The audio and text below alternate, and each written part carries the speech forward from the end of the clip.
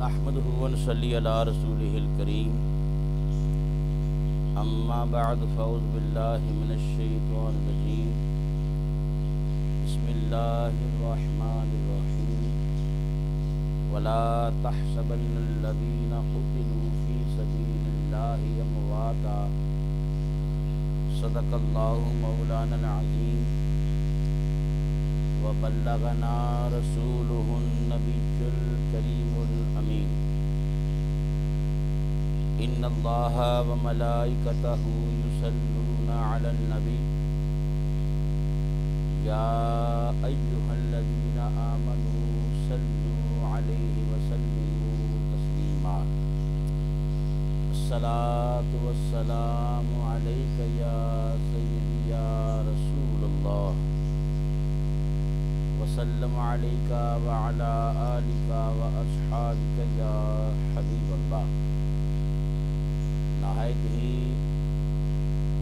واجب الاحترام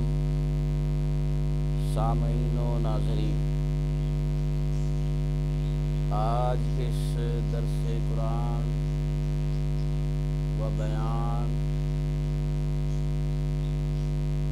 میں جو آپ حضرات کے سامنے قرآن کریم کی سورہ آل عمران آیت نمبر 169 کا کچھ حصہ تلاوت کرنے کا شرف حاصل کیا ہے، اس کا ترجمہ کچھ یوں ہے، سماعت فرمائیے گا۔ وَلَا تَحْسَبَنَّ الَّذِينَ قُتِلُوا فِي سَبِيلِ اللَّهِ أَمْوَاتًا، اور جو اللہ کی راہ میں مارے گئے ہرگز انہیں مردہ خیال نہ کرنا، اس کے ہر قطرے سے پیدا ہو گئی دنیائے نو، کون کہتا ہے شہیدوں کا لہو ناکارہ ہے۔ حمد و ثنا کے بعد عرض ہے کہ اس سے قبل امام علی مقام امام حسین علیہ السلام اور آپ کے رفقاء جن کی شہادت کے دلسوز واقعات کو پیش کیا گیا، اب شہادت کے بعد کے واقعات کا ذکر کیا جاتا ہے۔ اللہ تعالی ہم سب کو حب اہل بیت و اصحاب اکرام علیہم رضوان نصیب فرمائے، آمین۔ امام علی مقام امام حسین علیہ السلام کی شہادت پر زمین و آسمان خون کے آنسو روئے، کائنات پر تاریکی چھا گئی، جنوں کے رونے کی آوازیں سنائی دینے لگیں، آسمان سے خون برسا۔ علامہ ابن حجر مکی رحمۃ اللہ تعالی علیہ فرماتے ہیں، جب حضرت حسین ابن علی رضی اللہ تعالی عنہما قتل کیے گئے تو آسمان سے خون برسا، صبح کو ہمارے مٹکے، گھڑے اور تمام برتن خون سے بھرے تھے۔ اللہ اکبر کبیرہ، انہ یوم قتل الحسین لم یکلب حجرا من احجار البیت المقدس الا وجد تحتہ دم عبید۔ جس دن حضرت امام علی مقام شہید ہوئے، اس دن بیت المقدس سے جو پتھر اٹھایا جاتا اس کے نیچے تازہ خون پایا جاتا۔ ام حبان فرماتی ہیں، جس دن حضرت امام حسین علیہ السلام شہید کیے گئے، صواعق المحرکہ میں یہ نقل کیا گیا ہے کہ جس دن امام علی مقام امام حسین علیہ السلام شہید کیے گئے، اس دن سے ہم پر 3 دن اندھیرا رہا، اور جس شخص نے منہ پر زعفران ملا اس کا منہ جل گیا،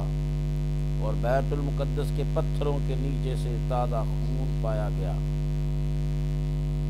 دوستان محترم، یہ بڑا ہی دل سوز واقعہ ہے۔ آگے فرماتے ہیں جب امام حسین شہید ہو گئے تو سورج کو گرہن لگ گیا، یہاں تک کہ دن کے وقت تارے نظر آنے لگ گئے اور گمان کر لیا گیا کہ قیامت قائم ہو گئی ہے، اور شام میں جو پتھر بھی اٹھایا جاتا اس کے نیچے تازہ خون دیکھا جاتا۔ امام ابن سیرین رحمۃ اللہ تعالی علیہ فرماتے ہیں بے شک دنیا پر 3 دن تک تاریکی چھائی رہی، پھر آسمان پر سرخی ظاہر ہوئی۔ مزید علامہ ابن سیرین رحمۃ اللہ علیہ فرماتے ہیں بے شک آسمان پر شفق کے ساتھ جو سرخی ہوتی ہے وہ امام حسین کے قتل سے قبل نہیں ہوتی تھی۔ سوائق المحرکہ میں ہے اور جمیل بن مرہ سے روایت ہے کہ یزید کے لشکریوں نے امام پاک کی شہادت کے دن آپ کے اونٹ پکڑ لیے، پھر ان کو ذبح کیا اور پکایا تو وہ اندر رائن کے پھل کی طرح کڑوے ہو گئے اور ان کو کوئی نہ کھا سکا۔ ان کی سواریوں کو ذبح کر کے ان یزیدیوں نے کھانا چاہا، لیکن فرمایا کہ ان کا خون جب نکلا تو ان کا سارا گوشت جو تھا وہ کڑوا ہو گیا جس کو کوئی کھا نہ سکا۔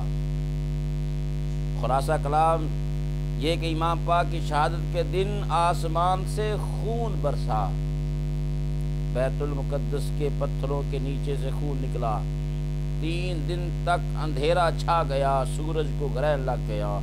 اور جس نے بطور خوشبو زعفران ملا اس کا منہ جل گیا۔ یزیدیوں نے جو گوشت پکایا وہ کڑوا ہو گیا۔ لوگوں نے یہ سمجھا قیامت آنے والی ہے،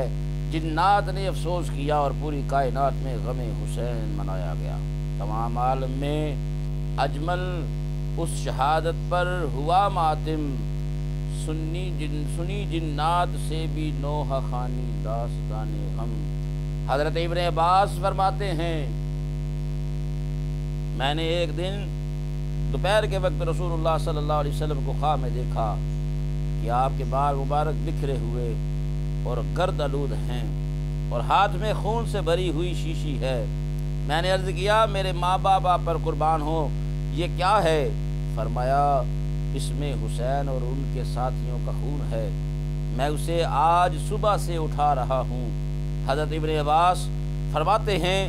میں نے اس وقت اور تاریخ کو یاد رکھا